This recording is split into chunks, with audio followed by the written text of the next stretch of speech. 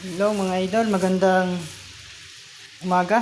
Ayan, kauwi ko lang mga idol. Galing ako sa ospital at inatiran ko ng pagkain yung aking asawa at inayos ko na rin yung birth certificate ng bata. At sa awa ng Diyos, natapos din natin ng maaga at maaga tayong nag-uwi.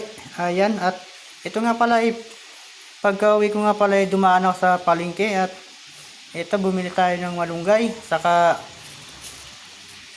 ng alugbate. Ayan.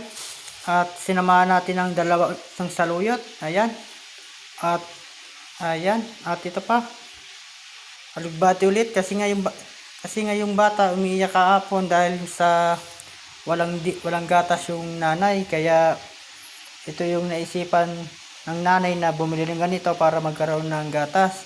Ipakaiyak na iyak yung bata kahapon kagabi dahil nga sa walang lumalabas sa didi ng nanay na gatas. Ayan, kaya bumili ako tapos sinamahan din natin ng ng kalabasa.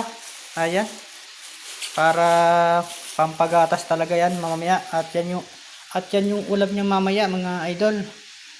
Mamayang gabi para naman magkaroon ng gatas. Yan lang mga idol at maraming salamat. At paki-follow at share na lang po ng aking video mga idol at paki-comment na rin po kung saan nakarating yung aking video. Ingat po tayo.